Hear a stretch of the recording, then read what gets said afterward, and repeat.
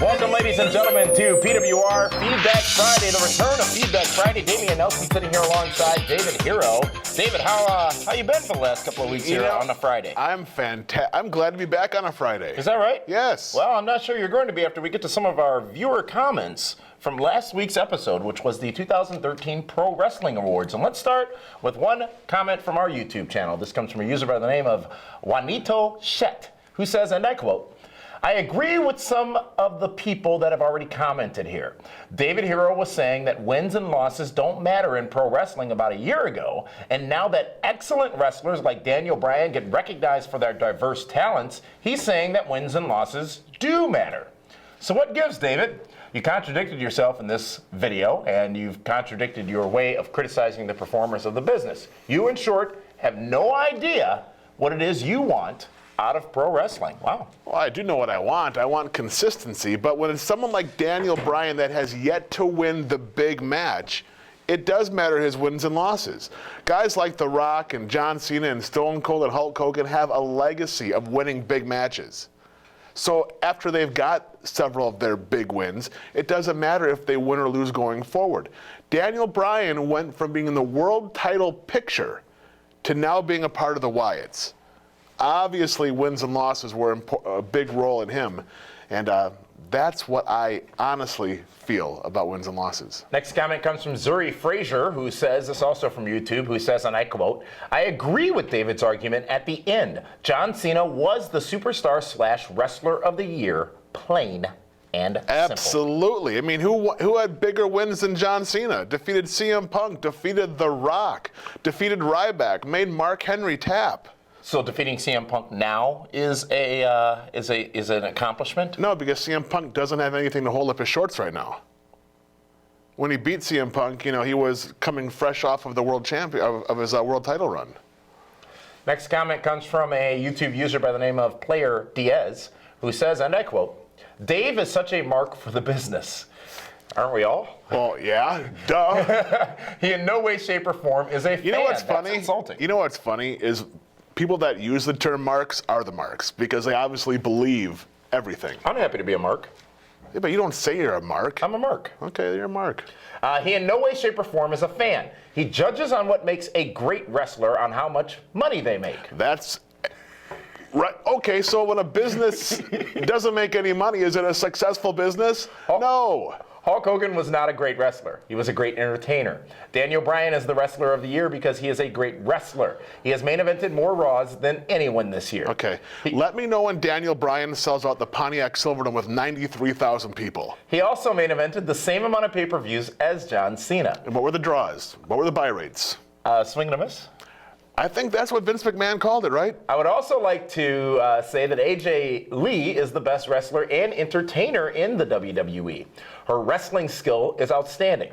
She is the best in mainstream wrestling, along with Gail Kim. Who is this jabroni's name that said this? It doesn't matter. I didn't commit it to memory. The fact of the matter is he just said AJ Lee is a better wrestler than Daniel Bryan. Wow. Listen, professional...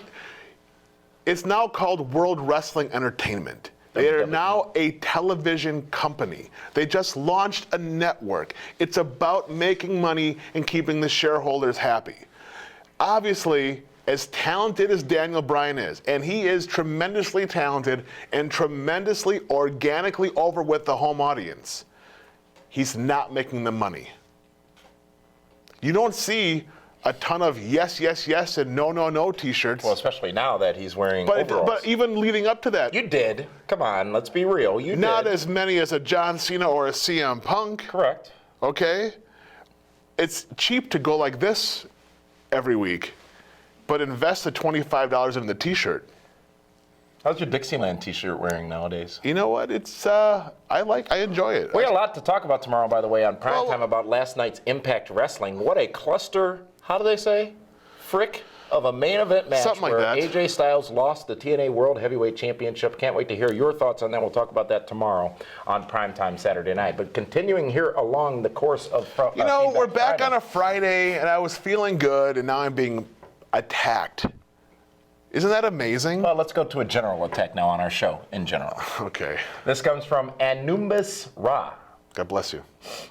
And I quote, Your voting in this year's awards ceremony was tainted. All year long, PWR buried TNA Wrestling. You barely want to discuss Impact, and when you do, you don't break down the matches. All you do is talk about their company issues. So it's not a shock that the winners are all in WWE. Gail Kim, Mickie James, even Brooke Tessmacher had a good year. Ego and Aces and Eights as factions, Bobby Roode, AJ Styles, Bully Ray, Ken Anderson, even Joseph Park for Breakout Wrestler of the Year. Now, it's interesting because many of those names were actual nominees in a lot of categories. Right. The fact of the matter is this. What is the average rating on Impact? 1. And Raw is what? About a 2.5, 3, so about 4 or 5 million viewers. It's triple the amount of audience for WWE, correct? Yes. So they have triple the amount of fans. So they should have triple the amount of votes. It all worked out. Next one comes from Nathan Fairbanks, again from YouTube, and I quote, He sounds loaded. There's no third or fourth or junior. But just it sounds like a rich name, doesn't it? And I quote, TNA is fantastic. It's sad how many people just want the same old WWE repetition. AJ Styles, Bobby Roode, and Austin Aries are just a few of the TNA wrestlers who can stand head-to-head with WWE stars. 2 of the 3 are. The other one isn't there anymore. I did the TNA tour. I was with them for 4 shows out east. How was that? I had a blast. You were in Poughkeepsie? You were in Lowell? I was Lowell, Massachusetts. You were in Rooster, right? No. I was in Long Island and Philadelphia. I mean, those guys are talented individuals. Unfortunately, they didn't have the audience that they deserved. People weren't aware that they were in town. Next, this comes from a user whose name I can barely mention or say, but it goes as follows. Wacka-Zacka, not going to be working here anymore. Waka. Goes in, I quote, my rant to the IWC. IWC, of course, referencing the internet wrestling community. Here's the thing, and here's why Vince McMahon doesn't listen to you guys. The internet fanatics don't bring any money to the company. Think about it. How does the IWC watch pay-per-views? By streaming them online for free. Let's say the IWC got everything they wanted. Punk versus Bryan, The Shield versus the Wyatt family, John Cena gone forever. What would they pay for pay-per-views? Dean Ambrose voice, nope. So why should Vince give you freeloaders, wow, his comment, what you want? Answer, he shouldn't because you guys don't make him money. Well, they might now with the new network launch. That's pretty much going to be a big story tomorrow night on an online deal. But, he's right. I mean, when Punk and Bryan headlined that one pay-per-view, it was dismal. The buy rates weren't good because it's not just the IWC fans. It is the general wrestling audience, the ones that don't go online every day to look for news and gossip and rumors. Right. It's the ones that just want to watch Monday nights and Friday nights. Well, that's this week's Feedback Friday, ladies and gentlemen. Each and every week, your comments could be included here on this very broadcast if you simply comment on our channel on YouTube. That's youtube.com. Who cherry picks these? Max Sports Interns. So, really? Senior intern Cal is the primary. Cal and I are going to have some heat when we get home. You don't have thick skin. You can't handle I do, but few comments from. But I don't know what it is with my kid lately. He constantly cheers against me. When you watch us on primetime tomorrow night on My24 Milwaukee and all over the world, streaming at PWRshow.com. Also use the hashtag PWRTV, and we will extrapolate those comments and use them on Feedback Friday as well. So, speaking of primetime tomorrow, David Hero, as I said, our big story is the launch this past Wednesday of the WWE Network. Lots to talk about there, including why it may not be so rosy for WWE going forward. We also take a look back at what was a fantastic old-school Raw this past Monday night, and we go in-depth looking at the returns we never saw coming. The ones that weren't ruined by this very internet. For that one, this is Damian Nelson saying thank you so much for tuning in. We'll see you tomorrow night on Primetime Saturday night.